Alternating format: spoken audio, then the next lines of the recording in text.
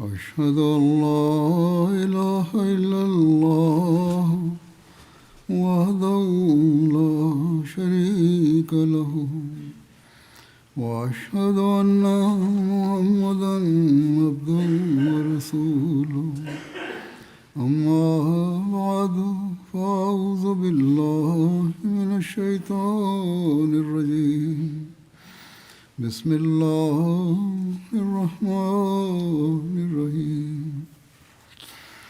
الحمد لله رب العالمين الرحمن الرحيم مالك يوم الدين إياك نعبد وإياك نستعين اهدنا الصراط المستقيم صراط الذين أنعمت عليهم غير المغضوب عليهم ولا الضالين.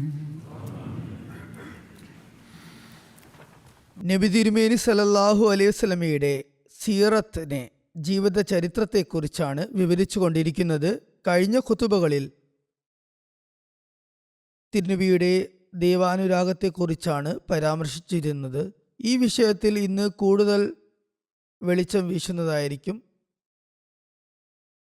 നബി തിരുമേനി സല്ലല്ലാഹു അലൈഹി വസല്ലമയുടെ ആരാധനാ മുറകളും ആരാധനാ രീതികളും അതുപോലെ അതിൻ്റെ സൗന്ദര്യ ലാവണ്യങ്ങളും കുറച്ച് മുമ്പും വിവരിച്ചിട്ടുണ്ട്. ഇന്നും ഹദീസുകളുടെ അടിസ്ഥാനത്തിലും അതുപോലെ നബി തിരുമേനി സല്ലല്ലാഹു അലൈഹി വസല്ലമയുടെ സത്യസന്ധനായ ദാസനായ ഹദരത്ത് മസീമോദ് അലൈഹി സ്വലാത്തു വസ്സലാം നബി തിരുമേനി സല്ലല്ലാഹു അലൈഹി വസല്ലമയുടെ സ്ഥാനമാനങ്ങളെക്കുറിച്ചും അള്ളാഹുവിനോടുള്ള അനുരാഗത്തെക്കുറിച്ചും വിവരിച്ചതിൻ്റെ അടിസ്ഥാനത്തിലും ചില കാര്യങ്ങൾ സൂചിപ്പിക്കുന്നതായിരിക്കും.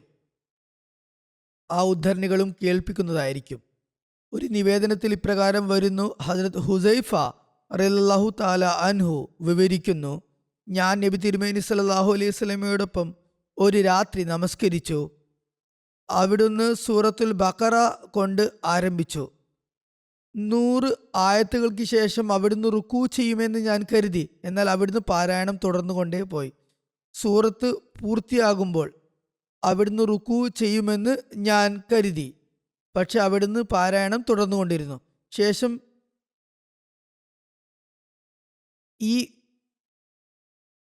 ഇത് കഴിഞ്ഞ് റുക്കൂ ചെയ്യുമെന്ന് കരുതി.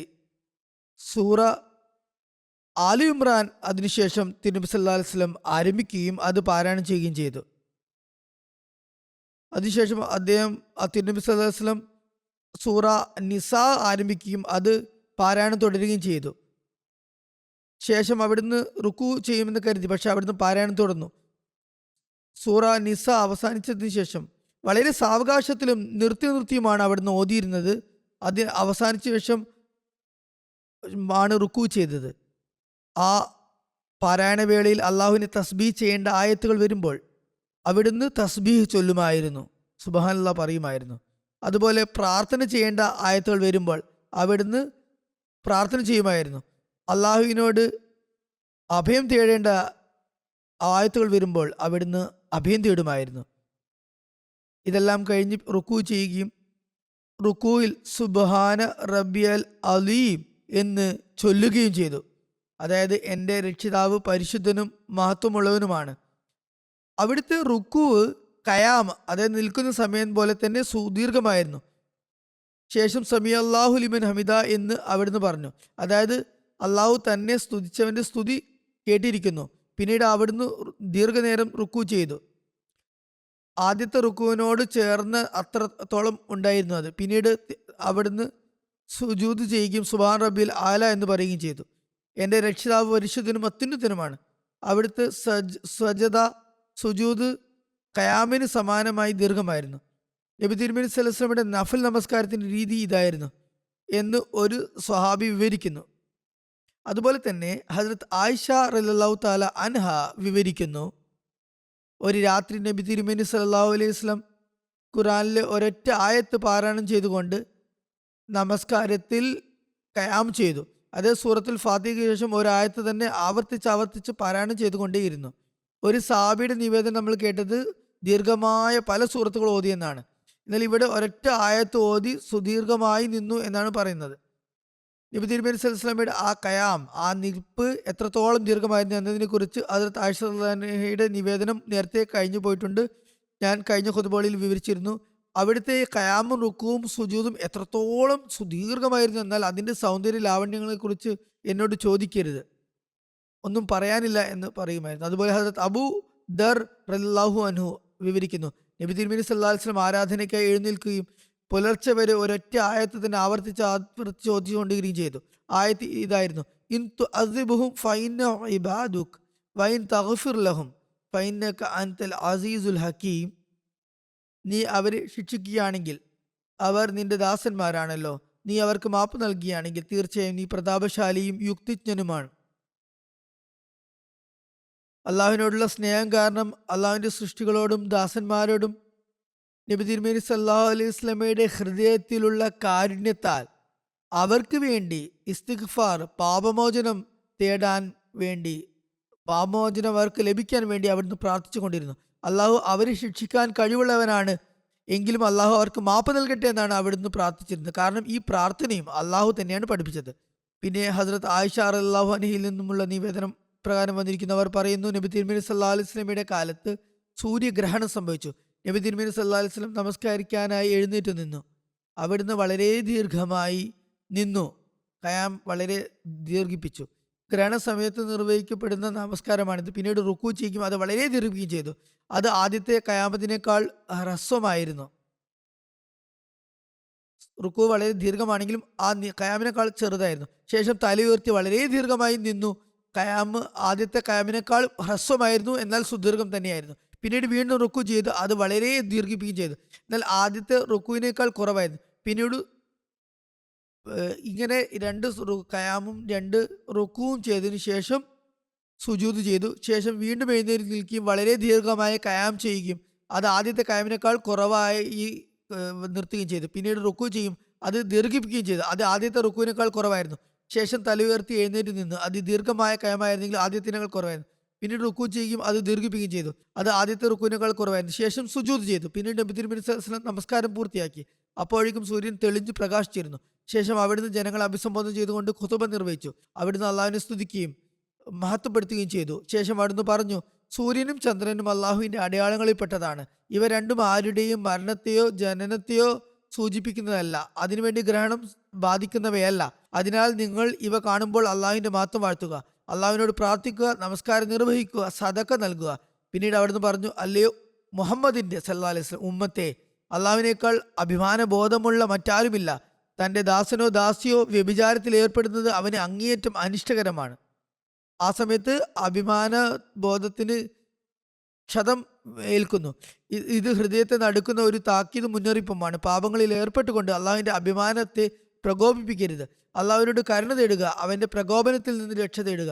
പിന്നീട് അവിടുന്ന് പറഞ്ഞു, അല്ലയോ മുഹമ്മദിൻ്റെ സല്ലല്ലാഹു അലൈഹി വസല്ലം ഉമ്മത്തെ, അള്ളാഹു ആണ്, എനിക്കറിയാവുന്ന കാര്യങ്ങൾ നിങ്ങൾക്കറിയാമായിരുന്നുവെങ്കിൽ നിങ്ങൾ കൂടുതൽ കരയുകയും കുറച്ച് മാത്രം ചിരിക്കുകയും ചെയ്യുമായിരുന്നു. ശേഷം അവിടുന്ന് ചോദിച്ചു, ശ്രദ്ധിക്കൂ, ഞാൻ നിങ്ങൾക്ക് സന്ദേശം എത്തിച്ചു തന്നില്ലേ? അതായത് അള്ളാഹുവിലേക്ക് മടങ്ങുന്നതിനെക്കുറിച്ചും അവനെ ആരാധിക്കുന്നതിനെക്കുറിച്ചും അവൻ്റെ മുമ്പിൽ വിനയാന്വിതരാകുന്നതിനെക്കുറിച്ചും അവിടുന്ന് ശ്രദ്ധ ക്ഷണിച്ചു. അവിടുന്ന് പറഞ്ഞു, ഇതിലാണ് നിങ്ങളുടെ നിലനിൽപ്പും ജീവിതവും അടങ്ങിയിരിക്കുന്നത്. എനിക്കറിയാവുന്നതുപോലെ ഈ കാര്യങ്ങളുടെ ആഴവും അഗാധ തലവും നിങ്ങൾക്കറിയാമായിരുന്നുവെങ്കിൽ നിങ്ങൾ ചിരിക്കുന്നത് പാടെ ഉപേക്ഷിക്കുകയും കൂടുതൽ കൂടുതൽ കരയുകയും അള്ളാഹുവിന് മുന്നിൽ പ്രാർത്ഥിക്കുകയും ചെയ്യുമായിരുന്നു. അതുകൊണ്ട് നമ്മളും പ്രാർത്ഥനകൾ വളരെയധികം ശ്രദ്ധ കേന്ദ്രീകരിക്കണമെന്നും അള്ളാഹുമായി ഒരു പ്രത്യേക ബന്ധം സ്ഥാപിക്കണമെന്നുമാണ് ഇവിടെ തിരുനബി സല്ലല്ലാഹു അലൈഹി വസല്ലം നമ്മെ ഓർമ്മിപ്പിച്ചത്. യുദ്ധകളത്തിലെ പ്രാർത്ഥനകളെക്കുറിച്ച് ഒരു നിവേദനത്തിൽ പ്രകാരം വന്നിരിക്കുന്നു. ഹദരത്ത് അബ്ദുല്ലാ ബിൻ അബ്ബാസ് റളിയല്ലാഹു അൻഹു പറയുന്നു, ഹദരത്ത് ഉമർ ബിൻ ഖത്താബ് റളിയല്ലാഹു അൻഹു എന്നോട് പറഞ്ഞു, ബദർ ദിനത്തിൽ നബി തിരുമേനി സല്ലല്ലാഹു അലൈഹി വസല്ലം മുശ്രിക്കുകളെ നോക്കിയപ്പോൾ അവർ 1000 പേരുണ്ടായിരുന്നു, ശത്രുക്കൾ 1000 പേരായിരുന്നു. അവിടുത്തെ സഹാബാക്കൾ 319 പേരും. അള്ളാഹുവിന്റെ നബി തിരുമേനി സല്ലല്ലാഹു അലൈഹി വസല്ലം ഖിബിലയെ അഭിമുഖീകരിച്ചുകൊണ്ട് തന്റെ ഇരു കൈകളും ഉയർത്തി റബ്ബിനെ ഉച്ചസ്ഥരം വിളിച്ചു പ്രാർത്ഥിച്ചു കൊണ്ടിരുന്നു. അല്ലാഹുമ്മ അൻജിസ് ലീ മാ വഅദ്തനി, അല്ലാഹുമ്മ ആതി മാ വഅദ്തനി, അല്ലാഹുമ്മ ഇൻ തഹ്ലിക് ഹാദിഹിൽ ഇസാബത മിൻ അഹ്ലിൽ ഇസ്ലാമി ലാ തോബത് ഫിൽ അർദ്. അള്ളാഹുവേ, നീ എന്നോട് വാഗ്ദാനം ചെയ്തത് നിറവേറ്റി തരണമേ.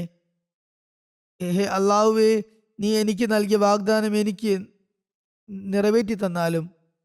അള്ളാഹുവേ, ഇസ്ലാമിലെ ഈ വിഭാഗത്തെ നീ നശിപ്പിക്കുകയാണെങ്കിൽ ഭൂമിയിൽ നീ പിന്നെ ആരാധിക്കപ്പെടുന്നതല്ല. ഖിബിലെ അഭിമുഖീകരിച്ചുകൊണ്ട് കൈകൾ രണ്ടും വിടർത്തി പിടിച്ച് അവിടുന്ന് നിരന്തരം ഉറക്കെ പ്രാർത്ഥിച്ചു കൊണ്ടിരുന്നു.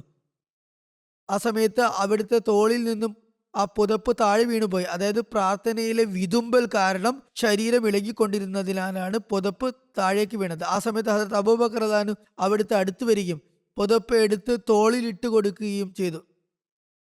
ശേഷം അവിടുത്തെ പിന്നിൽ നിന്നും ആലിംഗനം ചെയ്തുകൊണ്ട് ഇപ്രകാരം അപേക്ഷിച്ചു: അള്ളാഹുവിൻ്റെ പ്രവാചകനെ സല്ലല്ലാഹു അലൈഹി വസല്ലം, താങ്കളുടെ നാഥന്റെ സന്നിധിയിലുള്ള ഈ ദീനവിലാപം നടത്തിയിട്ടുള്ള പ്രാർത്ഥന താങ്കൾക്ക് മതിയായതാണ്. അവൻ താങ്കളോട് ചെയ്ത വാഗ്ദാനം തീർച്ചയായും നിറവേറ്റും. അപ്പോൾ അള്ളാഹു ഈ ആയത്ത് അവതരിപ്പിച്ചു: ഇത് തസ്തഗിസൂന റബ്ബക്കും ഫസ്തജാബ ലക്കും അന്നി മുമിദ്ദുക്കും ബി അൽഫി മിനൽ മലായികത്തി മുർദിഫീൻ. സൂറത്തുൽ അൻഫാലിലെ ആയത്താണിത്. നിങ്ങൾ നിങ്ങളുടെ രക്ഷിതാവിനോട് സഹായം തേടിയിരുന്ന സന്ദർഭം ഓർക്കുക. അപ്പോൾ അവൻ നിങ്ങളുടെ അപേക്ഷ സ്വീകരിച്ചു. 1000 മലക്കുകളെ തുടരെ അയച്ചുകൊണ്ട് ഞാൻ നിങ്ങൾക്ക് സഹായം നൽകുന്നതാണ് എന്ന വാഗ്ദാനത്തോടെ. അങ്ങനെ അള്ളാഹു മലക്കുകളിലൂടെ അവിടുത്തെ സഹായിച്ചു. ഹദരത്ത് മസീഹ് ഇസ്ലാം പ്രസ്താവിക്കുന്നു, ഖുർആനിൽ നബി തിരുമേനി സല്ലല്ലാഹു അലൈഹി വസല്ലമയ്ക്ക് കാഫിറുകളുടെ മേൽ വിജയം ലഭിക്കുമെന്ന് ആവർത്തിച്ച് വാഗ്ദാനം നൽകപ്പെട്ടിരിക്കുന്നു. എന്നാൽ ഇസ്ലാമിലെ ആദ്യത്തെ യുദ്ധമായ ബദ്ർ യുദ്ധം ആരംഭിച്ചപ്പോൾ നബി തിരുമേനി സല്ലല്ലാഹു അലൈഹി വസല്ലം കരയാനും പ്രാർത്ഥിക്കാനും തുടങ്ങി. പ്രാർത്ഥിക്കുന്നതിനിടയിൽ അവിടുത്തെ നാവിൽ നിന്നും ഇങ്ങനെ വാക്കുകൾ ഉതിർന്നു. പ്രകാരം ആ തിരുമുഖത്തിൽ നിന്നും വാക്കുകൾ നിർഗമിച്ചു: അല്ലാഹുമ്മ ഇൻ അഹ്ലക്ത ഹാദിഹിൽ ഇസാബത്ത ഫലൻ തോബത് ഫിൽ അർലി അബദ. അതായത്, എൻ്റെ ദൈവമേ, കേവലം 313 പേരോ അല്ലെങ്കിൽ ചില നിവേദനങ്ങളനുസരിച്ച് 319 പേരോ ഉള്ള ഈ ജമാത്തിനെ ഇന്ന് നശിപ്പിക്കുകയാണെങ്കിൽ ഖയാമത്ത് നാൾ വരേക്കും നിന്നെ ആരും ആരാധിക്കുന്നതല്ല. ഈ വാക്കുകൾ നബി തിരുമേനി സല്ലല്ലാഹു അലൈഹി വസല്ലമയുടെ നാവിൽ നിന്നും മുതിർന്നത് കേട്ടപ്പോൾ ഹദരത്ത് അബൂബക്കർ റളിയല്ലാഹു അൻഹു അപേക്ഷിച്ചു: യാ റസൂലല്ലാഹി സ്വല്ലല്ലാഹു അലൈഹി വസല്ലം, അങ്ങ് എന്തിനാണ് ഇത്രയധികം അസ്വസ്ഥനാകുന്നത്? അള്ളാഹു അവിടുത്തേക്ക് വിജയം നൽകുമെന്ന് ഉറച്ച വാഗ്ദാനം നൽകിയിട്ടുണ്ടല്ലോ. അവിടുന്ന് പറഞ്ഞു: അത് സത്യമാണ്, പക്ഷെ അവൻ്റെ ഖനി ആണ്, അവൻ്റെ പരമാധികാരത്തിൽ, അവൻ്റെ സ്വാശ്രയത്വത്തിൽ ആണ് എൻ്റെ ദൃഷ്ടിയുള്ളത്. അതായത്, ഒരു വാഗ്ദാനം നിറവേറ്റുക എന്നത് അള്ളാഹുവിൻ്റെ മേൽ നിർബന്ധമായ കടമയല്ല. ഇവിടെ നാം മനസ്സിലാക്കേണ്ടത്, റസൂൽ കരീം സല്ലല്ലാഹു അലൈഹി വസല്ലം ദൈവത്തിൻ്റെ പരമാധികാരത്തോടുള്ള ആദരവ് ഈ പരിധിവരെ പുലർത്തിയിരുന്നെങ്കിൽ പ്രവാചകന്മാരുടെ പൊതുവായ വിശ്വാസത്തിൽ നിന്ന് നാം എന്തിനു മുഖം തിരിക്കണം?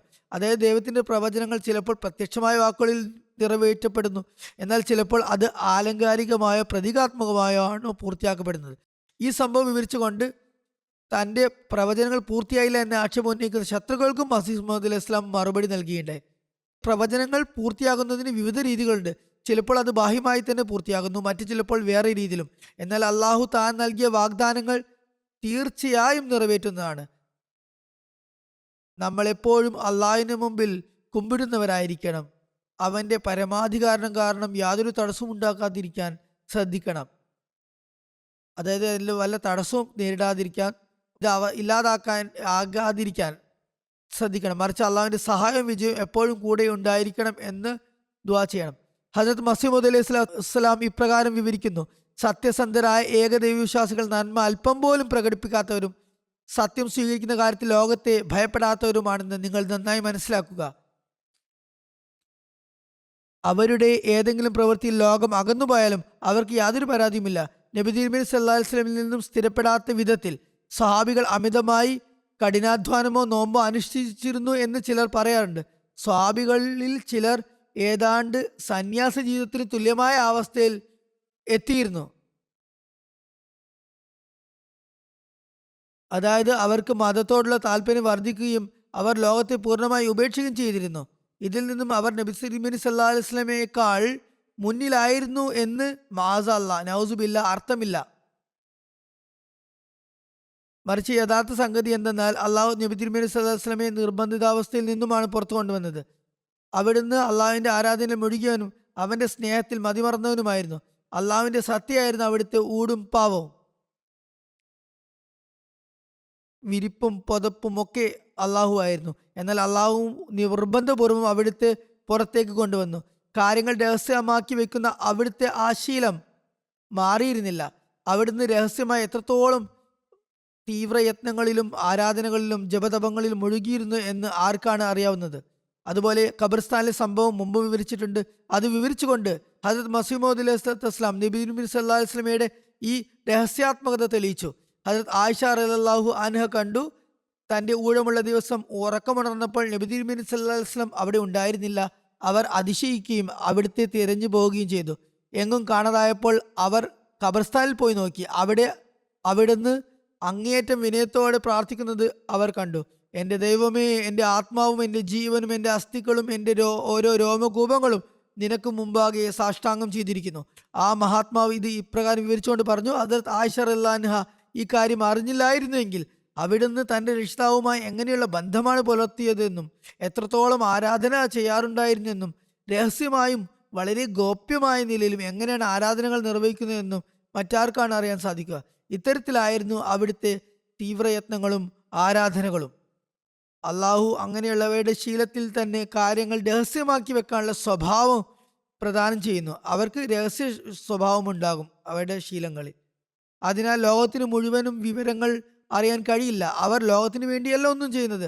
അവർ ആരുമായാണോ ബന്ധം പുലർത്തുന്നത് അവർ അള്ളാഹുവിനെ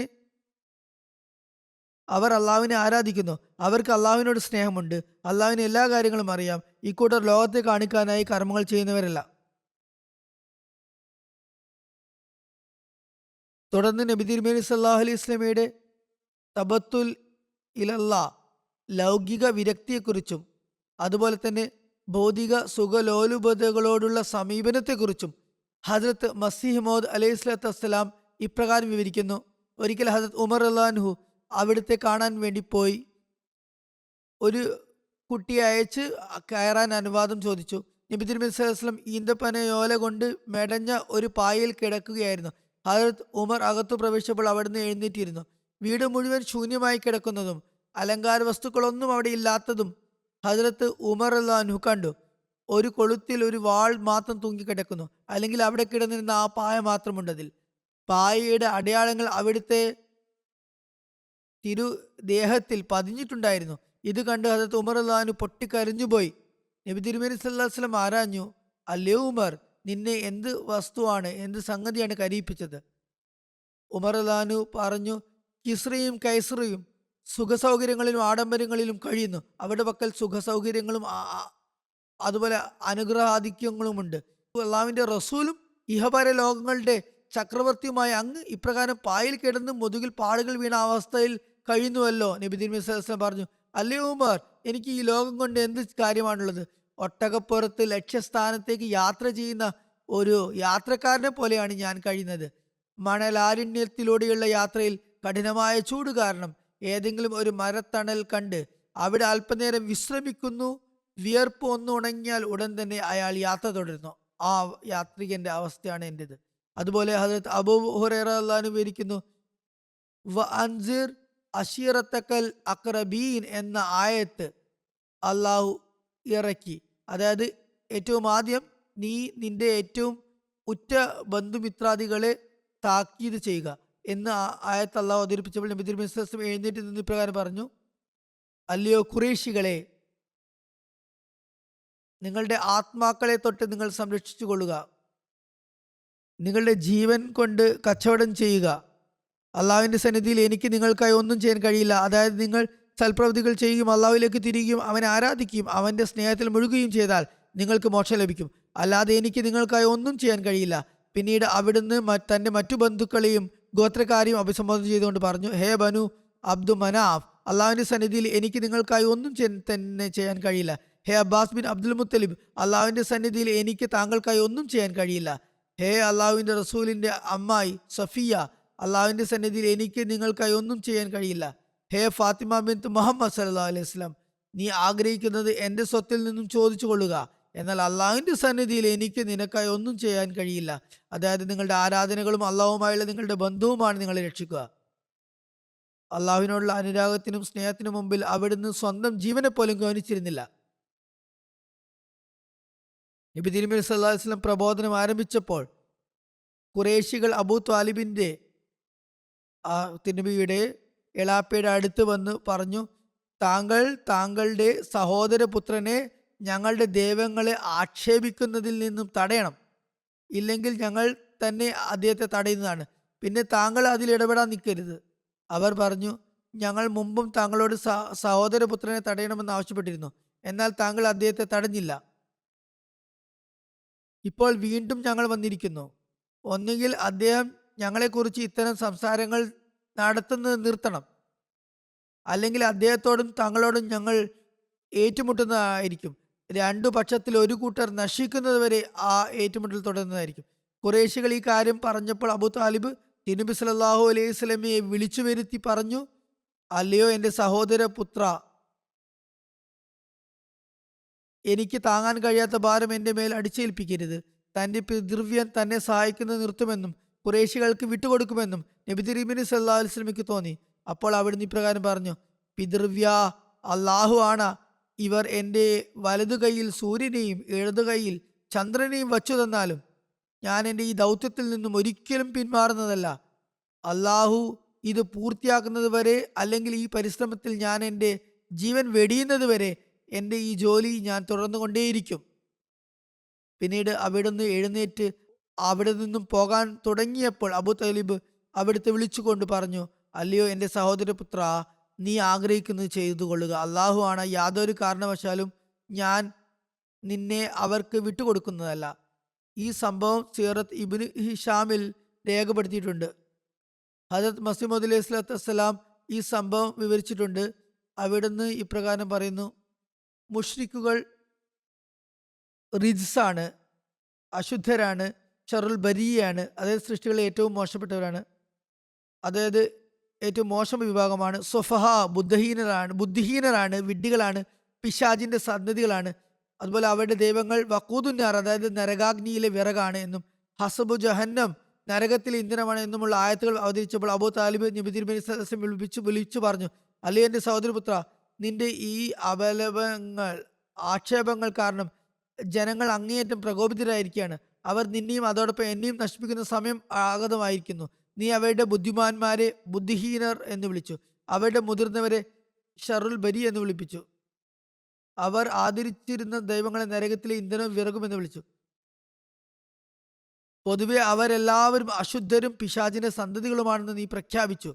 നിന്റെ ഗുണകാംക്ഷ എന്ന നിലയിൽ ഞാൻ നിന്നോട് പറയുന്നു, നീ നിന്റെ നാവിനെ നിയന്ത്രിക്കുക, ഇത്തരം ആക്ഷേപങ്ങളിൽ നിന്നും പിന്തിരിയുക, അല്ലെങ്കിൽ ജനങ്ങളെ നേരിടാനുള്ള കരുത്ത് എനിക്കില്ല. നബി തിരുമേനി സല്ലല്ലാഹു അലൈഹി വസല്ലം മറുപടിയായി പറഞ്ഞു, അല്ലയോ പിതൃവ്യ, ഇത് ഒരിക്കലും അപലപിക്കലോ ആക്ഷേപിക്കലോ അല്ല, മറിച്ച് യാഥാർത്ഥ്യങ്ങൾ വെളിപ്പെടുത്തുന്നതും കാര്യങ്ങൾ അതിൻ്റെ കൃത്യമായ സ്ഥാനത്ത് വിവരിക്കലുമാണ്. ഈ ഒരു ദൗത്യത്തിനാണ് ഞാൻ അയക്കപ്പെട്ടിരിക്കുന്നത്. ഇതിനാൽ എനിക്ക് മരണം സംഭവിക്കുമെന്നുണ്ടെങ്കിൽ സസന്തോഷം ഞാൻ ആ മരണം സ്വീകരിക്കുന്നതാണ്. എൻ്റെ ജീവിതം ഈ മാർഗത്തിൽ സമർപ്പിക്കപ്പെട്ടതാണ്. മരണം ഭയന്ന് സത്യം വെളിപ്പെടുത്തുന്നതിൽ നിന്നും എനിക്ക് പിന്മാറാൻ കഴിയില്ല. പിതൃവ്യ, താങ്കൾക്ക് താങ്കളുടെ ബലഹീനതയെക്കുറിച്ചും പ്രയാസത്തെക്കുറിച്ചുമാണ് ആശങ്കയെങ്കിൽ എന്നെ സംരക്ഷിക്കുന്നതിൽ നിന്ന് താങ്കൾ പിന്മാറിക്കൊള്ളുക. അള്ളാഹു ആണ്. എനിക്ക് അങ്ങയുടെ യാതൊരു ആവശ്യവുമില്ല. അള്ളാഹുവിൻ്റെ കൽപ്പനകൾ എത്തിക്കുന്നതിൽ നിന്നും ഞാൻ ഒരിക്കലും പിന്മാറുന്നതല്ല. എൻ്റെ റബ്ബിൻ്റെ കൽപ്പനകൾ എനിക്ക് ജീവനേക്കാൾ പ്രിയങ്കരമാണ്. അള്ളാഹു ആണ്. ഈ മാർഗത്തിൽ ഞാൻ കൊല്ലപ്പെടുകയാണെങ്കിൽ വീണ്ടും വീണ്ടും ജീവൻ ലഭിക്കാനും ഈ മാർഗത്തിൽ തന്നെ വീണ്ടും വീണ്ടും മരണം വരിക്കാനുമാണ് ഞാൻ ആഗ്രഹിക്കുന്നത്. ഇത് ഭയപ്പെടേണ്ട സ്ഥാനമല്ല, മറിച്ച് അവൻ്റെ മാർഗത്തിൽ കഷ്ടപ്പാടുകൾ അനുഭവിക്കുന്നതിൽ എനിക്ക് അതിരറ്റ ആനന്ദാനുഭൂതികളാണുള്ളത്. ഹദരത്ത് മുസ്ലിം മൗഊദ് ഇതിൻ്റെ വ്യാഖ്യാനത്തിൽ ഇപ്രകാരം എഴുതിയിരിക്കുന്നു, നബി തിരുമേനി സല്ലല്ലാഹു അലൈഹി വസല്ലമയുടെ ജീവിതം മുഴുവനും അള്ളാഹുവിനോടുള്ള അനുരാഗത്തിൽ മുങ്ങിക്കിടന്നതായി കാണാം. വലിയ സംഘടനാപരമായ ഉത്തരവാദിത്തങ്ങൾ ഉണ്ടായിരുന്നിട്ടും രാവും പകലും അവിടുന്ന് ആരാധനകളിൽ മുഴുകിയിരുന്നു. പകുതി രാത്രി പിന്നിടുമ്പോൾ അവിടുന്ന് അള്ളാഹുവിന്റെ ആരാധനയ്ക്ക് എഴുന്നേൽക്കും, പുലർച്ചെ വരെ ആരാധന തുടരുകയും ചെയ്യുമായിരുന്നു. നബി തിരുമേനി സല്ലല്ലാഹു അലൈഹി വസല്ലം ഇപ്രകാരം പറഞ്ഞു, ഞാൻ അള്ളാഹുവിന്റെ സാമീപ്യം ലഭിച്ചവനാണെന്നതും അള്ളാഹു തന്റെ അനുഗ്രഹത്താൽ എനിക്ക് തന്റെ സാമീപ്യം നൽകിയെന്നതും സത്യമാണെങ്കിൽ എനിക്ക് കഴിയുന്നത്ര അവന് ഞാൻ ശുക്ർ ചെയ്യുക, നന്ദി കാണിക്കുക എന്നത് എൻ്റെ കടമയല്ലേ? കാരണം ഉപകാരത്തിന് പകരമാണല്ലോ നന്ദി ഉണ്ടാകുക. അതായത് അള്ളാഹു എന്നോട് ഉപകാരം ചെയ്തപ്പോൾ ഞാൻ നന്ദി കാണിക്കേണ്ടതുണ്ട്. അതുപോലെ അള്ളാഹുവിന്റെ അനുവാദമില്ലാതെ അവിടുന്ന് ഒരു വലിയ കാര്യവും ഏറ്റെടുത്ത് ചെയ്തിരുന്നില്ല. അള്ളാഹുവിന്റെ കൽപ്പന ഉണ്ടാകുമ്പോൾ മാത്രമാണ് അവിടുന്ന് പ്രവർത്തിച്ചിരുന്നത്. മക്കയിലെ ജനങ്ങളുടെ കഠിനമായ പീഡനങ്ങളുണ്ടായിട്ടും അള്ളാഹുവിൽ നിന്നും വഹി ദൈവിക സന്ദേശം വരെയും വഹി വഴി തന്നെ മക്ക വിടാൻ കൽപ്പന ലഭിക്കുന്നവരെയും അവിടുന്ന് മക്ക വിടുകയുണ്ടായില്ല. മക്കാരുടെ മർദ്ദനങ്ങളും പീഡനങ്ങളും കഠിനമായപ്പോൾ സഹാബാക്കൾക്ക് ഹബ്ഷയിലേക്ക് പോകാൻ അവിടുന്ന് അനുവാദം നൽകി. അവിടുന്ന് കൂടെ വരണമെന്ന് അവർ ആഗ്രഹം പ്രകടിപ്പിച്ചപ്പോൾ എനിക്ക് ഇതുവരെ അള്ളാഹുവിന് അനുവാദം ലഭിച്ചിട്ടില്ല എന്നാണ് അവിടുന്ന് പറഞ്ഞത്. പീഡനങ്ങളുടെയും പ്രയാസങ്ങളുടെയും സമയത്ത് ആളുകൾ സുഹൃത്തുക്കളെയും ബന്ധുക്കളെയും തങ്ങൾക്ക് ചുറ്റും കൂട്ടാറാണുള്ളത്. എന്നാൽ നബി തിരുമേനി സ്വല്ലല്ലാഹു അലൈഹി വസല്ലം തന്റെ സംഘത്തോട് അബിസീനിയയിലേക്ക് ഹിജ്റ ചെയ്തു പോകാൻ നിർദ്ദേശിക്കുകയും താൻ തനിച്ച് മക്കയിൽ തുടരുകയും ചെയ്തു. കാരണം അവിടുത്തെ ദൈവം അവിടത്തേക്ക് ഹിജ്റ പോകാൻ അപ്പോൾ കൽപ്പന നൽകിയിരുന്നില്ല എന്നതുകൊണ്ട് തന്നെ. അള്ളാഹുവിന്റെ വചനങ്ങൾ കേൾക്കുമ്പോൾ അവിടുന്ന് വളരെ അസ്വസ്ഥനാവുകയും അവിടുത്തെ കണ്ണുകളിൽ നിന്നും കണ്ണുനീർ ധാരധാരയായി ഒഴുകുകയും ചെയ്യുമായിരുന്നു. പ്രത്യേകിച്ച് തന്റെ ഉത്തരവാദിത്തങ്ങളെക്കുറിച്ച് ഓർമ്മിപ്പിക്കുന്ന ആയത്തുകൾ കേൾക്കുമ്പോൾ. അബ്ദുല്ലാ ബിൻ മസ്ഊദ് റളിയല്ലാഹു അൻഹുവിൽ നിന്ന് നിവേദനം, ഒരിക്കൽ നബി തിരുമേനി സല്ലല്ലാഹു അലൈഹി വസല്ലം എന്നോട് പറഞ്ഞു, ഖുർആനിലെ ചില ആയത്തുകൾ എനിക്ക് ഓതി കേൾപ്പിച്ചാലും. ഞാൻ മറുപടിയായി ചോദിച്ചു, യാ റസൂലല്ലാഹ് സല്ലല്ലാഹു അലൈഹി വസല്ലം, ഖുർആൻ അങ്ങയ്ക്കല്ലേ അവതരിക്കപ്പെട്ടത്, പിന്നെ ഞാൻ അങ്ങയെ എന്താണ് ഓതി കേൾപ്പിക്കുക? അവിടുന്ന് പറഞ്ഞു, മറ്റുള്ളവർ ഖുർആൻ ഓതുന്നത് കേൾക്കാൻ ഞാൻ ഇഷ്ടപ്പെടുന്നു. തുടർന്ന് ഞാൻ സൂറത്തു നിസാ ഓതാൻ തുടങ്ങി. ഓതി ഞാൻ ഈ ആയത്തിലെത്തി. فكيف إذا جئنا من كل أمة بشهيد وجئنا بك على هؤلاء شهيدا. അതായത് ഓരോ ഉമ്മത്തിൽ നിന്നും അവരുടെ നബിയെ സാക്ഷിയായി കൊണ്ടുവരികയും ആ ഉമ്മത്തിന്റെ കണക്കെടുക്കുകയും ചെയ്യുമ്പോൾ എന്തായിരിക്കും അവസ്ഥ? നിന്നെ നിന്റെ ഉമ്മത്തിന് സാക്ഷിയായി ഹാജരാക്കി അവരെ കണക്കെടുക്കുമ്പോൾ എന്തായിരിക്കും അവസ്ഥ? ഇത് കേട്ടപ്പോൾ നബി തിരുമേനി സ്വല്ലല്ലാഹു അലൈഹി വസല്ലം പറഞ്ഞു, മതി. ഞാൻ അവിടുത്തെ മുഖത്തേക്ക് നോക്കിയപ്പോൾ അവിടുത്തെ ഇരു കണ്ണുകളിൽ നിന്നും കണ്ണുനീർ തുള്ളികൾ ഇറ്റിറ്റായി വീഴുന്നുണ്ടായിരുന്നു. ഈ സംഭവം മുമ്പും വിവരിച്ചിട്ടുള്ളതാണ്. എന്നാൽ എത്ര തവണ കേട്ടാൽ നബി തിരുമേനി സല്ലല്ലാഹു അലൈഹി വസല്ലമയുടെ അള്ളാഹുവിനോടുള്ള ഭയത്തിന്റെയും സ്നേഹത്തിന്റെയും പുതിയൊരു വശം നമുക്ക് ദർശിക്കാനാകും. അള്ളാഹുവിനോടുള്ള സ്നേഹത്തെക്കുറിച്ച് പറയുമ്പോൾ, തായിഫ് യാത്രയിൽ നബി തിരുമേനി സല്ലല്ലാഹു അലൈഹി വസല്ലമക്ക് പരിക്കേറ്റ സംഭവം ചരിത്രത്തിൽ വിവരിക്കപ്പെട്ടിട്ടുണ്ട്. പ്രവാചകത്വത്തിന്റെ 10-ാം വർഷം അബൂ ത്വാലിബിന്റെ മരണശേഷം ഖുറൈശികൾ നബി തിരുമേനി സല്ലല്ലാഹു അലൈഹി വസല്ലമക്കെതിരെ പീഡനങ്ങൾ ആരംഭിച്ചപ്പോൾ അവിടുന്ന് തായിഫിലേക്ക് തിരിച്ചു. അവിടുന്ന് 10 ദിവസം തായിഫിൽ താമസിച്ച് ഇസ്ലാമിലേക്ക് ദാവത്ത് നടത്തിക്കൊണ്ടിരുന്നു. എന്നാൽ ആരും തന്നെ അവിടുത്തെ ദാവത്ത് ക്ഷണിച്ചില്ല. അവിടുത്തെ ആവർത്തിച്ചുള്ള പ്രബോധനം കാരണം യുവാക്കൾ ഇസ്ലാം സ്വീകരിക്കുമോ എന്ന് അവിടുത്തെ പ്രമുഖർ ഭയപ്പെട്ടപ്പോൾ അവർ തെമ്മാടികളെ അവിടുത്തെ നേരത്തേക്ക് ഇളക്കിവിട്ടു. അവർ അവിടുത്തെ കല്ലെറിയാൻ തുടങ്ങി. അവിടുത്തെ ഇരുപാദങ്ങളിൽ നിന്നും രക്തം കിനിയുന്ന അവസ്ഥ വരെയായി. ഹദ്രത്ത് സയ്യിദ് ബിൻ ഹാരിസ റളിയല്ലാഹു അൻഹുവും അവിടുത്തോടൊപ്പം ഉണ്ടായിരുന്നു. കല്ലുകൾ വരുമ്പോൾ ഹദ്രത്ത് സയ്യിദ് അവ സ്വന്തം ശരീരത്തിൽ ഏൽക്കാൻ ശ്രമിക്കുമായിരുന്നു. അപ്രകാരം സയ്യിദിന്റെ തലയിൽ ഒട്ടനവധി മുറിവുകൾ ഉണ്ടായി. സഹീഹ് ബുഖാരിയിൽ ഈ സംഭവത്തെക്കുറിച്ച് ഒരു നിവേദനമുണ്ട്. നബി തിരുമേനി സല്ലല്ലാഹു അലൈഹി വസല്ലമയുടെ ധർമ്മപത്നി ഹദ്രത്ത് ആയിഷ റളിയല്ലാഹു അൻഹ വിവരിക്കുന്നു, അങ്ങേക്ക് ഉഹദ് ദിനത്തേക്കാൾ കഠിനമായ വല്ല ദിവസവും ഉണ്ടായിട്ടുണ്ട് എന്ന് അവർ നബി തിരുമേനി സല്ലല്ലാഹു അലൈഹി വസല്ലമയോട് ചോദിച്ചു. അന്ന് അവിടത്തേക്ക് മുറിവേറ്റിരുന്നു. അപ്പോൾ ചോദിച്ചതാണ്. നബി തിരുമേനി സല്ലല്ലാഹു അലൈഹി വസല്ലം പറഞ്ഞു, അന്ന് അവിടത്തേക്ക് മുറിവേറ്റപ്പോൾ പറഞ്ഞു, നിന്റെ ജനതയിൽ നിന്നും എനിക്ക് അനുഭവപ്പെട്ട പ്രയാസങ്ങൾ ഏറ്റവും കഠിനതരമായത് അഖബയുടെ ദിവസമാണ്. അതായത് ത്വായിഫിൽ ഇബ്നു അബ്ദി യാലിൽ ബിൻ അബ്ദി കുലാലിന് മുമ്പിൽ ഞാൻ സ്വയം സമർപ്പിക്കുകയും സന്ദേശം എത്തിക്കുകയും ചെയ്തപ്പോൾ ഞാൻ ആഗ്രഹിച്ച മറുപടിയല്ല അവർ നൽകിയത്. അങ്ങനെ ഞാൻ അങ്ങേയറ്റം ദുഃഖിതനായി അവിടെ നിന്നും തിരിച്ചു. ഞാൻ എൻ്റെ ചിന്തകളിൽ വ്യാപരിച്ചുകൊണ്ട് നടന്നു നീങ്ങുമ്പോൾ മിനയ്ക്കടുത്തുള്ള ഒരു ചെറിയ മലയായ കർണു സാലിബിൽ എത്തിയപ്പോഴാണ് എൻ്റെ ആ അവസ്ഥയ്ക്ക് മാറ്റമുണ്ടായത്. ഞാൻ തലയുയർത്തി നോക്കിയപ്പോൾ ഒരു മേഘം എനിക്ക് മേൽ തണൽ വിരിക്കുന്നത് ഞാൻ കണ്ടു. അതിൽ ഹസ്രത്ത് ജിബ്രീൽ അലൈഹിസ്സലാം ഉണ്ടായിരുന്നു. അദ്ദേഹം എന്നെ വിളിച്ചു പറഞ്ഞു, അങ്ങയെക്കുറിച്ച് അങ്ങയുടെ ജനത പറഞ്ഞതും അവർ അങ്ങയോട് കാണിച്ച സമീപനവും അള്ളാഹു കേട്ടിരിക്കുന്നു. മലകളുടെ മേൽനോട്ടമുള്ള മലക്കിനെ അള്ളാഹു അങ്ങയുടെ അടുത്തേക്ക് അയച്ചിട്ടുണ്ട്. അവർക്കെതിരെ അങ്ങ് ആഗ്രഹിക്കുന്ന കൽപ്പന നൽകാനായി ആണ് അയച്ചിരിക്കുന്നത്. നബി തിരുമേനി സല്ലല്ലാഹു അലൈഹി വസല്ലം പറയുന്നു, പിന്നീട് മലകളുടെ മലക്ക് എന്നെ വിളിക്കുകയും എനിക്ക് സലാം പറയുകയും ചെയ്തു. ശേഷം പറഞ്ഞു, അല്ലയോ മുഹമ്മദ് സല്ലല്ലാഹു അലൈഹി വസല്ലം, അങ്ങ് ആഗ്രഹിക്കുന്ന കൽപ്പന നൽകിയാലും കൽപ്പന പുറപ്പെടുവിച്ചാലും അങ്ങ് ആഗ്രഹിക്കുകയാണെങ്കിൽ ഈ രണ്ടു മലകളും കൂടി ഞാൻ അവരുടെ മേൽ ഇടിച്ചു നിരത്താം. അവർ അതിനിടയിൽ പെട്ടെന്ന് അമർന്നു പോകുന്നതാണ്. അപ്പോൾ നബി തിരുമേനി സ്വല്ലല്ലാഹു അലൈഹി വസല്ലം പറഞ്ഞു, അരുത് അരുത്, അള്ളാഹുവിനെ മാത്രം ആരാധിക്കുന്നവരും അവനോട് ആരെയും പങ്കു ചേർക്കാത്തവരുമായ ഒരു തലമുറയെ ഇവരുടെ സന്തതികളിൽ നിന്നും അള്ളാഹു പുറത്തു കൊണ്ടുവരുമെന്ന് ഞാൻ പ്രതീക്ഷിക്കുന്നു. അവിടുത്തെ കാരണം അവിടെയും അതിജയിക്കുകയും അവിടുന്ന് ആ ജനതയെ രക്ഷിക്കുകയും ചെയ്തു. പിന്നീട് മക്കാ വിജയത്തിനു ശേഷം കുറച്ചു കാലം കഴിഞ്ഞപ്പോൾ തന്നെ അവയുടെ സന്താന പരമ്പരയിൽ നിന്ന് തന്നെ ഇസ്ലാം സ്വീകരിക്കുന്ന ഒരുപാട് പേരുണ്ടായി. അത് മസീഹ് അലൈഹി സ്വലാത്തു വസ്സലാം നബി തിരുമേനി സല്ലല്ലാഹു അലൈഹി വസല്ലമയുടെ സ്ഥാനമാനങ്ങളെ കുറിച്ച് വിവരിക്കവേ ഇപ്രകാരം പറയുന്നു: മനുഷ്യരിൽ വെച്ച് ഏറ്റവും പരിപൂർണനായ മനുഷ്യന് പ്രദാനം ചെയ്യപ്പെട്ട ആ അതിമഹത്തായ പ്രകാശം മലക്കുകളിലോ നക്ഷത്രങ്ങളിലോ സൂര്യനിലോ ഭൂമിയിലെ സമുദ്രത്തിലോ നദിയിലോ ഉണ്ടായിരുന്നില്ല. വൈഡൂര്യങ്ങളിലോ മാണിക്യക്കല്ലുകളിലോ രത്നങ്ങളിലോ മുത്തുകളിലോ അത് കണ്ടെത്താവുന്നതായിരുന്നില്ല. ചുരുക്കത്തിൽ ഭൗമികമോ വാനലോകമോ ആയ യാതൊരു വസ്തുവിലും അതുണ്ടായിരുന്നില്ല. അത് മനുഷ്യരിൽ മാത്രമേ ഉണ്ടായിരുന്നുള്ളൂ, പരിപൂർണനായ മനുഷ്യൽ എന്ന് വെച്ചാൽ അതിശ്രേഷ്ഠവും പരിപൂർണവും ഉദാത്തവും സർവോത്തരവും അത്യുത്കൃഷ്ടവും ആയ സ്ഥാനമുடைய വ്യക്തിയിൽ, നബിമാരുടെ നായകനും ആത്മീയമായി ജീവിച്ചിരിക്കുന്നവരുടെ എല്ലാ നേതാവുമായ ഹസരത്ത് മുഹമ്മദ് മുസ്തഫ സല്ലല്ലാഹു അലൈഹി വസല്ലം തിരുമേനിയിൽ മാത്രമാണ് തികവാർന്ന നിലയിൽ അത് വെളിപ്പെട്ടത്. ചുരുക്കത്തിൽ ആ തേജസ് ആ മനുഷ്യനാണ് നൽകപ്പെട്ടത്. അപ്രകാരം തന്നെ ഒരളവോളം പല നിലയിലും അവിടുത്തോട് സാമ്യ സാദൃശ്യങ്ങൾ പുലർത്തുന്ന എല്ലാവർക്കും തന്നെ അവിടുത്തെ പദവികൾക്ക് അനുസൃതമായി അവിടുത്തെ അനുയായികളിലും അവിടുത്തെ ചര്യ സുന്നത്ത് പിന്തുടർന്നവർക്കും ആ പ്രകാശത്തിൽ നിന്നും നൽകപ്പെട്ടു.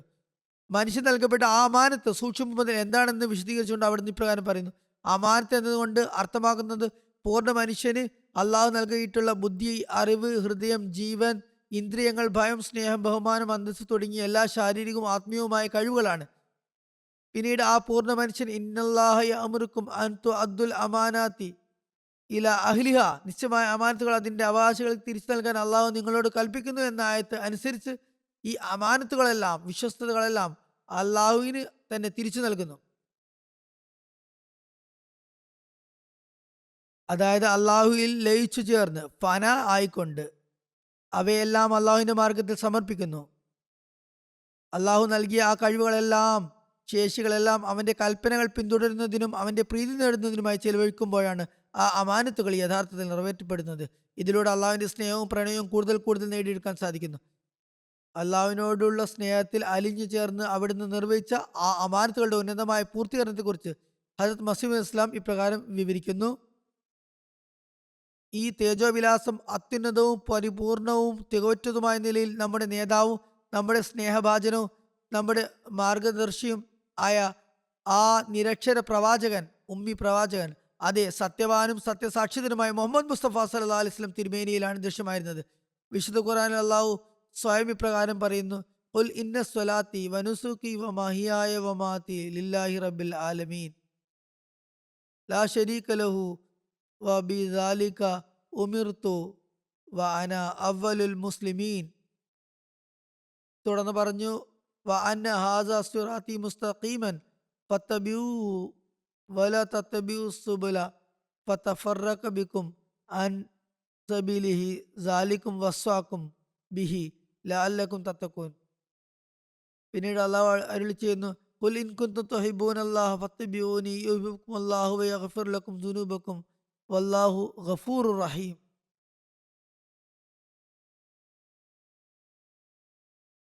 തുടർന്ന് അരുളി ചെയ്യുന്നു: ഫഖുൽ അസ്ലംതു വജ്ഹിയ ലില്ലാഹ്.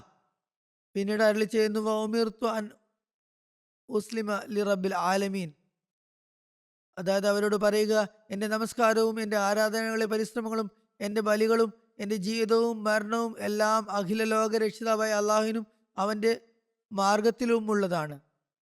അവന് യാതൊരു പങ്കുകാരനുമില്ല. ഇപ്രകാരമാണ് എന്നോട് കൽപ്പിക്കപ്പെട്ടിരുന്നത്. ഞാൻ മുസ്ലിങ്ങളിൽ പ്രഥമനാണ്, അവ്വലുൽ മുസ്ലിമീനാണ്. അതായത് ലോകത്തിന്റെ തുടക്കം മുതൽ ഒടുക്കം വരെ എന്നെപ്പോലെ അള്ളാഹുവിൽ അലിഞ്ഞു ചേർന്ന ഫനാഫില്ല എന്ന സ്ഥാനത്തിലെത്തിയ, അള്ളാഹു നൽകിയ അമാനത്തുകളെല്ലാം അവന് തിരിച്ചു നൽകുന്ന മറ്റൊരു പൂർണ്ണ മനുഷ്യനുമില്ല. നബി തിരുമേനി സ്വല്ലല്ലാഹു അലൈഹി വസല്ലമയ്ക്ക് മറ്റു പ്രവാചകന്മാരെക്കാൾ ശ്രേഷ്ഠതയില്ലെന്ന് വിശ്വസിക്കുകയും ചില ദുർബല ഹദീസുകൾ ഉദ്ധരിക്കുകയും ചെയ്യുന്ന അറിവില്ലാത്തവരുടെ വാദങ്ങളെ ഈ ആയത്ത് ഖണ്ഡിക്കുന്നു. തിരുനബിയെ യൂനിസ് ബിൻ മത്തായേക്കാൾ ശ്രേഷ്ഠനാക്കരുത് എന്ന് അവിടുന്ന് തന്നെ വിലക്കിയിട്ടുണ്ടെന്ന് ഇവർ പറയുന്നു.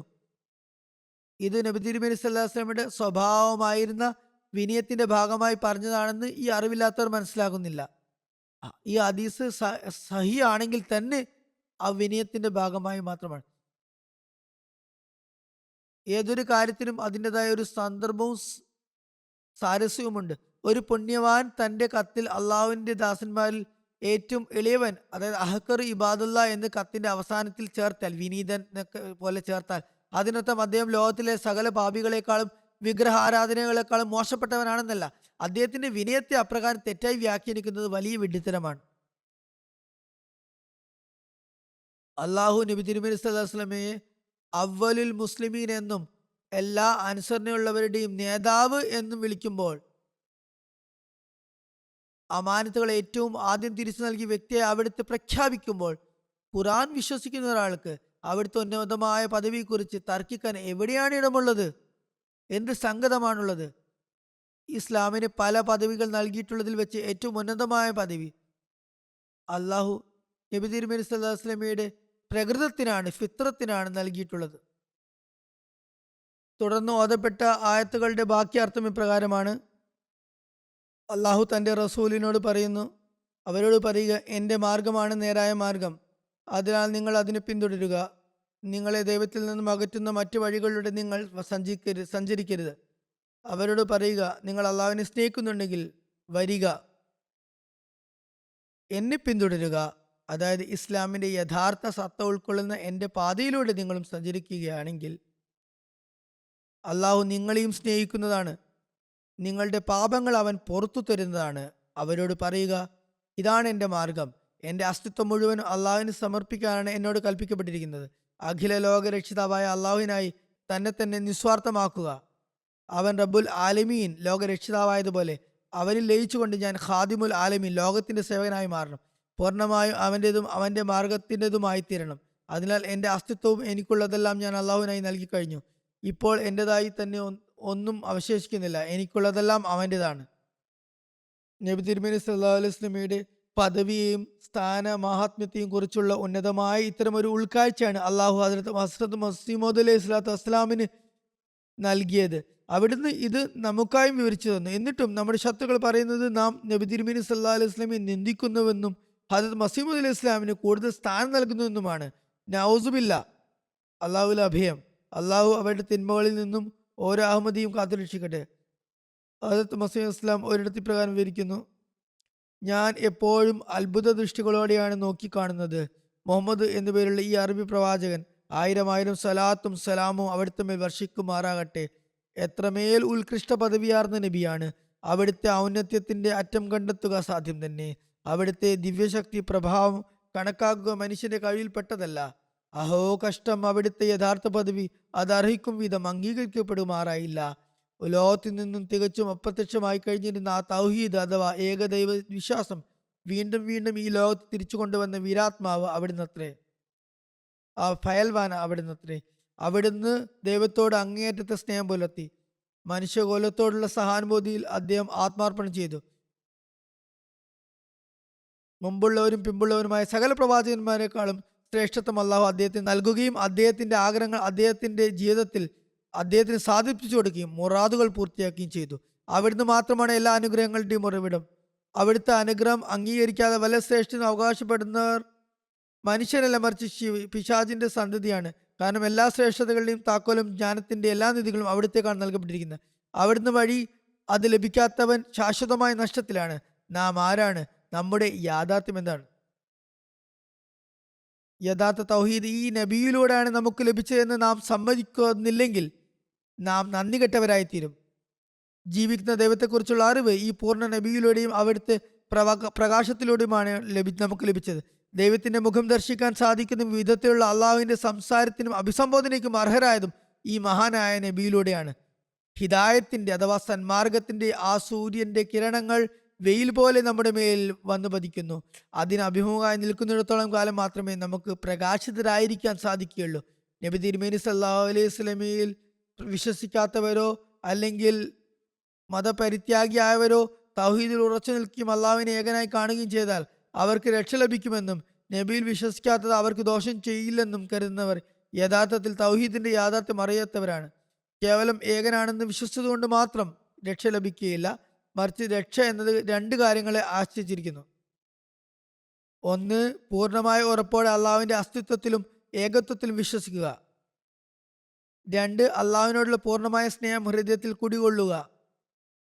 ആ സ്നേഹത്തിന്റെ ആധിക്യത്താൽ അള്ളാഹുവിനെ അനുസരിക്കുക എന്നത് തന്റെ ജീവന്റെ ആശ്വാസമായി മാറണം. അതില്ലാതെ ജീവിക്കാൻ കഴിയില്ല എന്ന അവസ്ഥ സംജാതമാകണം. ആ സ്നേഹം മറ്റെല്ലാ സ്നേഹങ്ങളെയും ഇല്ലാതാക്കണം. ഇതാണ് യഥാർത്ഥ തൗഹീദ്. ഇത് നമ്മുടെ നേതാവും നായകനുമായ മുഹമ്മദ് നബി സല്ലല്ലാഹു അലൈഹി വസല്ലമയെ പിന്തുടരുന്നതിലൂടെയല്ലാതെ ലഭിക്കുകയില്ല. എന്തുകൊണ്ടാണ് ലഭിക്കാതിരിക്കുന്നത്?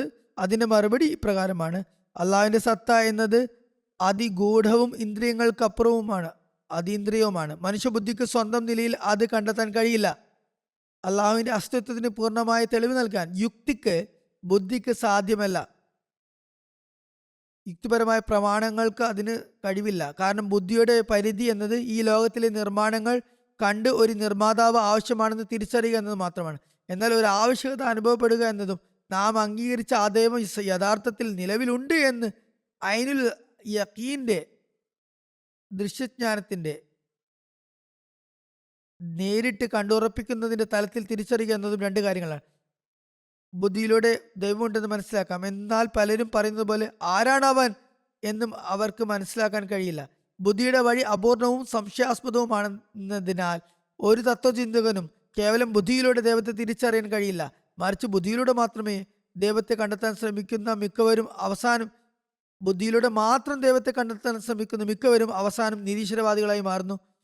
ആകാശഭൂമികളിലെ സൃഷ്ടികളെക്കുറിച്ച് ചിന്തിക്കുന്നത് അവർക്ക് യാതൊരു പ്രയോജനം നൽകുന്നതല്ല. അവർ ദൈവത്തിന്റെ പുണ്യാത്മാക്കളെ പരിഹസിക്കുന്നു. ലോകത്ത് പ്രയോജനമില്ലാത്ത ഒട്ടേറെ കാര്യങ്ങളുണ്ടെന്നും തങ്ങളുടെ ബുദ്ധിപരമായ ഗവേഷണങ്ങളെ ഒരു നിർമ്മാതാവിനെ സൂചിപ്പിക്കുന്ന ഒന്നും കാണുന്നില്ലെന്നുമാണ് അവരുടെ വാദം. ബുദ്ധിയിലൂടെ ചിന്തിക്കുമ്പോൾ ചില കാര്യങ്ങൾ എന്തിന് നിലനിൽക്കുന്നു എന്നതിന് അവർക്ക് യുക്തിപരമായ തെളിവ് ലഭിക്കുന്നില്ല, മറിച്ച് അനാവശ്യമായാണ് അവയെ കാണുന്നത്. വിജ്ഞാനത്തിന്റെ അഭാവം ആ വസ്തുവിന്റെ അഭാവമല്ലെന്ന് ഈ അറിവില്ലാത്തവർ മനസ്സിലാക്കുന്നില്ല. ഒരു കാര്യത്തെക്കുറിച്ച് അറിവില്ല എന്നതിനർത്ഥം ആ വസ്തു നിലവിലില്ല എന്നതല്ല. ഇത്തരത്തിലുള്ള ലക്ഷക്കണക്കിന് ആളുകൾ ഈ കാലഘട്ടത്തിലുണ്ട്. ഇപ്പോൾ അവർ കോടിക്കണക്കിനുണ്ട്. തങ്ങൾ ഒന്നാന്തരം ബുദ്ധിമാന്മാരും തത്വചിന്തകരുമാണെന്ന് അവർ കരുതുന്നു. എന്നാൽ അവർ ദൈവത്തെ നിഷേധിക്കുന്നവരാണ്. അത് നമുക്ക് ഒരു കാര്യം അറിയില്ലെങ്കിൽ ആ കാര്യം തന്നെ ഇല്ല എന്ന് നമ്മൾ അങ്ങനെ അടച്ചു പറയാൻ സാധിക്കില്ല. ഇത്തരത്തിലുള്ള ലക്ഷക്കണക്കിന് ആളുകൾ ഇക്കാലഘട്ടത്തിലുണ്ട്. ഇപ്പോൾ അവർ കോടിക്കണക്കിനുണ്ട് എന്ന് പറയാം. തങ്ങൾ ഒന്നാന്തരം ബുദ്ധിമാന്മാരും തത്വചിന്തകരുമാണെന്ന് അവർ കരുതുന്നു. എന്നാൽ അവർ ദൈവത്തെ നിഷേധിക്കുന്നവരാണ്. ഏതെങ്കിലും ശക്തമായ യുക്തിപരമായ തെളിവ് അവർക്ക് ലഭിച്ചിരുന്നുവെങ്കിൽ അവർ ദൈവത്തെ നിഷേധിക്കില്ലായിരുന്നു.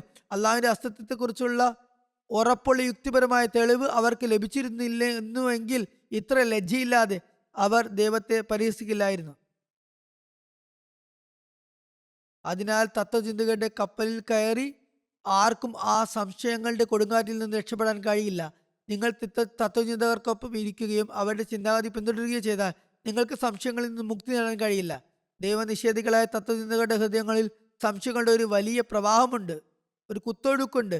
അതിൽ അവർ മുങ്ങിപ്പോകും. അവർക്ക് ഒരിക്കലും ശുദ്ധമായ തൗഹീദിന്റെ പാനീയം ലഭിക്കുകയില്ല.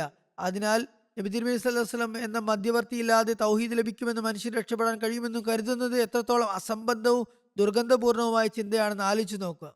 അതിനാൽ തൗഹീദിനെ കുറിച്ച് അറിയണമെന്നുണ്ടെങ്കിൽ, അള്ളാഹുവിന്റെ അസ്തിത്വത്തെക്കുറിച്ച് ബോധ്യപ്പെടണമെന്നുണ്ടെങ്കിൽ നബി തിരുമേനി സല്ലല്ലാഹു അലൈഹി വസല്ലമയുടെ അധ്യാപനങ്ങളെ ആഴത്തിൽ ചെന്ന് ദർശിക്കേണ്ടതുണ്ട്, വിശുദ്ധ ഖുർആനെ മനസ്സിലാക്കേണ്ടതുണ്ട്. ഹേ അറിവില്ലാത്തവരെ, ദൈവത്തിന്റെ അസ്തിത്വത്തിൽ പൂർണ്ണമായ ഉറപ്പ് ലഭിക്കാതെ അവന്റെ ഏകത്വത്തിൽ, തൗഹീദിൽ എങ്ങനെയാണ് വിശ്വാസമുണ്ടാകുക? അതിനാൽ ഉറപ്പായ തൗഹീദ് ഒരു നബിയിലൂടെ മാത്രമേ ലഭിക്കൂ എന്ന് നിങ്ങൾ നിശ്ചയമായി മനസ്സിലാക്കാം. നമ്മുടെ നബി തിരുമേനി സല്ലല്ലാഹു അലൈഹി വസല്ലം അറേബ്യയിലെ നിരീശ്വരവാദികൾക്കും ദുർമാർഗികൾക്കും ആയിരക്കണക്കിന് ആകാശീയ അടയാളങ്ങൾ കാണിച്ചു കൊടുത്ത് അള്ളാഹുവിന്റെ അസ്തിത്വത്തിൽ അവരെ വിശ്വസിപ്പിച്ച പോലെ ഇന്ന് നബി തിരുമേനി സല്ലല്ലാഹു അലൈഹി വസല്ലമയെ സത്യസന്ധമായും പൂർണ്ണമായും പിന്തുടരുന്നവർ നിരീശ്വരവാദികളുടെ മുമ്പിൽ അത്തരം അടയാളങ്ങൾ സമർപ്പിക്കുന്നു. ജീവിക്കുന്ന ദൈവത്തിന്റെ ജീവസുറ്റ ശക്തികൾ മനുഷ്യരിൽ നേരിട്ട് ദർശിക്കാത്ത കാലത്തോളം അവന്റെ ഹൃദയത്തിൽ നിന്ന് പിശാജ്, ശൈത്താൻ പുറത്തു പോവുകയില്ല. സത്യസന്ധമായ തൗഹീദ് ഹൃദയത്തിൽ പ്രവേശിക്കുകയില്ല. ദൈവത്തിന്റെ അസ്തിത്വത്തിൽ ഉറച്ച വിശ്വാസം ഉണ്ടാവുകയില്ല എന്നതാണ് സത്യം.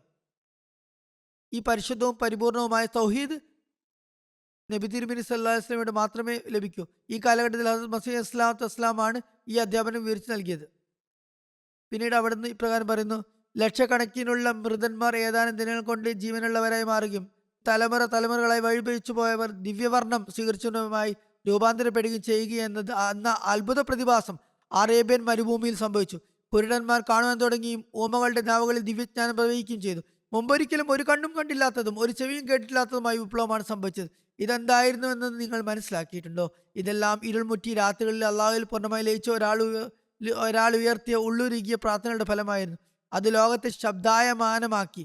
അങ്ങനെ ആ നിരക്ഷരനും അനിസ്സഹായനുമായ വ്യക്തിയുടെ കൈയാൽ തികച്ചും അസാധ്യമായി തോന്നിയ ആ മഹാത്ഭുതം വെളിപ്പെടുമാറായി. അല്ലാഹുമ്മ സല്ലി വസല്ലിം വബാരിക് അലൈഹി ബിഅദദി ഹമ്മിഹി വഗമ്മിഹി വഹുസ്നിഹി ബിഹാദിൽ ഉമ്മത്തി വാൻസിൽ അലൈഹി അൻവാർ റഹ്മതിക ഇലൽ അബദ്. അള്ളാഹുവെ, മുസ്ലിം സമുദായത്തിന് വേണ്ടി അവിടുന്ന് പ്രകടിപ്പിച്ച ഉത്കണ്ഠയ്ക്കും അനുഭവിച്ച കഷ്ടപ്പാടുകൾക്കും അനുസരിച്ച വിധം അദ്ദേഹത്തിൽ നീ അനുഗ്രഹങ്ങളും സലാമും ഇറക്കുകയും അദ്ദേഹത്തിന്റെ മേൽ നിന്റെ കാരുണ്യത്തിന്റെ ദീപ്തി പ്രകർഷം എന്നുമെന്നും ചൊരിയുകയും ചെയ്യണമേ. അവിടുന്ന് പറയുന്നു: പ്രാർത്ഥനകളുടെ സ്വാധീനം വെള്ളത്തിന്റെയും തീയുടെയും സ്വാധീനത്തെക്കാൾ വലുതാണെന്ന് എൻ്റെ വ്യക്തിപരമായ അനുഭവത്തിലൂടെ ഞാൻ കാണുന്നു. സ്വാഭാവികമായ കാരണങ്ങളിൽ പ്രാർത്ഥനയോളം വലിയ സ്വാധീനമുള്ള മറ്റൊരു കാര്യവുമില്ല.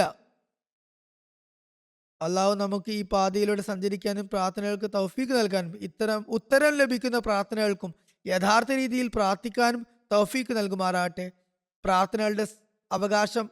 പ്രാർത്ഥനകളുടെ കടമ നിറവേറ്റുന്നവരും നബി തിരുമേനിയുടെ മാതൃക പിന്തുടരാൻ ശ്രമിക്കുന്നവരുമായ യഥാർത്ഥ വിശ്വാസികളുമായി അവൻ നമ്മെ മാറ്റട്ടെ.